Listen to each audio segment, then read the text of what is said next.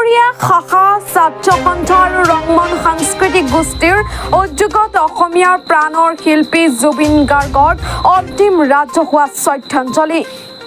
অসমৰ সংগীত জগতৰ উজ্জ্বল নক্ষত্ৰ যুৱ প্ৰজন্মৰ হাৰ্টথ্ৰব জনপ্ৰিয় কণ্ঠশিল্পী, সংগীত পৰিচালক, অভিনেতা, কবি, গীতিকাৰ, সুৰকাৰ, যাদুকৰী কণ্ঠৰ অধিকাৰী অসম গৌৰৱ জুবিন গাৰ্গৰ আজি মহাপ্ৰস্থান ঘটে।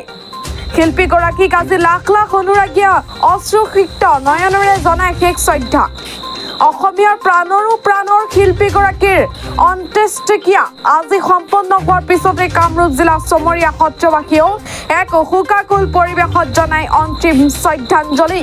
চমৰীয়া শাখা ছাত্ৰ সন্থা আৰু ৰংমন সাংস্কৃতিক গোষ্ঠীৰ উদ্যোগত জুবিন গাৰ্গক সত্ৰবাসীয়ে অন্তিম ৰাজহুৱা শ্ৰদ্ধাঞ্জলি জ্ঞাপন কৰে। ৰংমন সাংস্কৃতিক গোষ্ঠীৰ সম্পাদক দীপজ্যোতি দাসে আগধৰা শ্ৰদ্ধাঞ্জলি অনুষ্ঠানটিত বন্তি প্ৰজ্বলনেৰে শুভাৰম্ভ কৰে চমৰীয়া পহৰা চকীৰ ভাৰপ্ৰাপ্ত বিষয়া ঋষভ বৰাই। উল্লেখ্য যে হাৰ্টথ্ৰব জুবিন গাৰ্গৰ অন্তিম শ্ৰদ্ধাঞ্জলি উপলক্ষে চমৰীয়া সত্ৰ এলেকাৰ প্ৰায় 2 কিলোমিটাৰ পথছোৱাৰ দুয়োকাষে তেওঁৰ বয়সৰ প্ৰতি লক্ষ্য ৰাখি 5,200 গছি বন্তি প্ৰজ্বলন কৰি শেষ শ্ৰদ্ধাঞ্জলি জনায়। ইয়াৰ উপৰি চমৰীয়া সত্ৰৰ আৱাল বৃদ্ধা বনিতা, পুৰুষ, মহিলা, ডেকা গাভৰু, স্কুল কলেজৰ ছাত্ৰ ছাত্ৰীকে ধৰি সহস্ৰাধিক লোকে মৰমৰ শিল্পীগৰাকীক শেষ শ্ৰদ্ধাঞ্জলি জনায়। তেওঁৰ বিদেশী আত্মাৰ চিৰশান্তি কামনা কৰাৰ লগতে চমৰীয়া সত্ৰ এলেকাত এক সমদল যাত্ৰা উলিয়ায়। চমৰীয়া সত্ৰৰ পৰা উলিওৱা উক্ত সমদল বাছ আস্থান হৈ পৰিভ্ৰমণৰ অন্তত চমৰীয়া সত্ৰতে সামৰণি পৰে। লগতে সমদলকাৰী সত্ৰবাসীয়ে সমস্তৰে মায়াবিনী ৰাতিৰ বুকুত গীতটো পৰিৱেশন কৰাৰ লগতে জয় জুবিন দা অমৰ হওক শ্লোগানেৰে সত্ৰৰ আকাশ বতাহ মুখৰিত কৰি তোলে।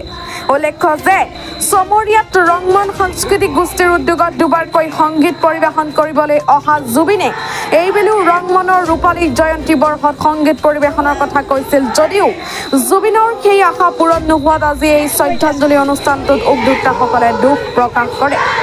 আজি আমাৰ জুবিনদাৰ এই শেষ শ্ৰদ্ধাঞ্জলি অনুষ্ঠান আজি তেওঁ পঞ্চবটত বিলীন হ'ল। গতিকে আমি গোটেই চমৰীয়াবাসী ৰাইজে, বিশেষকৈ চমৰীয়া ৰংমন গোষ্ঠী, চমৰীয়া শাখা ছাত্ৰ সন্থা, চমৰীয়া ৰাইজগৰাকী আমি সকলোৱে লগ হৈ তেওঁক শেষ শ্ৰদ্ধাঞ্জলি জ্ঞাপন কৰিলোঁ। তেওঁ য'তেই থাকক, কুশলে থাকক, তেওঁ অসম আৰু অসমীয়াৰ কাৰণে যিখিনি তেওঁ কৰি গ'ল সদায় আমাৰ তেওঁ হিয়াৰ আমঠুৱে হৈ থাকিব আৰু তেওঁক আমি সদায় তেওঁৰ কৰ্মৰাজিক আমি আৰু আগুৱাই নিয়াৰ চেষ্টা কৰিম। এই ক্ষেত্ৰত আমি চমৰীয়াবাসীও পিছ পৰি নলওঁ আৰু তেওঁৰ লগত বহুত আৱেগ আছে। তেওঁ আমাৰ ইয়াত দুবাৰকৈ অনুষ্ঠান কৰি গৈছে আৰু এইবাৰ আমাৰ ৰংমন সাংস্কৃতিক সন্ধিয়াৰ ৰূপালী জয়ন্তী বৰ্ষ আছিলে। তেওঁ ইয়াতে সংগীত পৰিৱেশন কৰা কথা তেওঁ কৈ গৈছিলে। গতিকে এই আশাবোৰ আশা হৈয়ে ৰ'ল। তাৰপিছত এটাই আশা কৰিছোঁ ভগৱানৰ ওচৰত যাতে জুবিনদাৰ আত্মাই স্বৰ্গত স্থান লাভ কৰক আৰু জুবিনদা সদায় অসম আৰু অসমীয়া সকলৰ মাজত তেওঁ এক আগবেগ হৈ ৰওক। যোৱা 19 তাৰিখ শুক্ৰবাৰে গোটেই অসমবাসীৰ কাৰণে আমাৰ যি এক শোকাকুল আমি এটা খবৰ পালোঁ, আমি তাতে গোটেই অসমবাসী খুবেই দুখিত হৈছোঁ। কেতিয়াও মানি ল'ব নোৱাৰা আমাৰ অসমৰ যাক হাৰ্টথ্ৰব বুলি কওঁ, আমাৰ অসমীয়াৰ হিয়াৰ আমঠু, অসমীয়াৰ আৱেগ জুবিন দাক আমি সকলোৱে কেতিয়াও নিবিচৰাকৈও তেখেতক আমি আজি বিদায় দিব লগা হৈছে। তাৰ বাবে আমাৰ আজি চমৰীয়া অঞ্চলবাসী ৰাইজৰ লগতে আমি গোটেই অসমবাসী খুবেই দুখিত। তেখেতৰ এই বিদায়খনত আমি চমৰীয়া শাখা ছাত্ৰ সন্থাৰ উদ্যোগত আৰু চমৰীয়া অঞ্চলবাসী ৰাইজৰ সহযোগত তেখেতৰ অনুৰাগী হৈ আজি আমি তেখেতলৈ শ্ৰদ্ধাঞ্জলি অনুষ্ঠান আগবঢ়াইছিলোঁ। এই অনুষ্ঠানত আমি তেখেতৰ স্মৃতিত, যিহেতু তেখেতৰ 52 বছৰ চলি আছিলে, তেখেতৰ স্মৃতিত আমি 5,200 চাকিৰে তেখেতৰ আত্মাৰ চিৰশান্তিৰ বাবে আমি শ্ৰদ্ধাঞ্জলি অনুষ্ঠানটো আগবঢ়াইছোঁ আৰু ইয়াৰ লগে লগে আমাৰ চমৰীয়া অঞ্চলবাসী ৰাইজখিনিয়ে তেখেতে বিচাৰি যোৱা মায়াবিনী গানটোৰে তেখেতক আমি বিদায় দিছোঁ। তেখেত সদায় আমাৰ মাজত অমৰ হৈ থাকিব।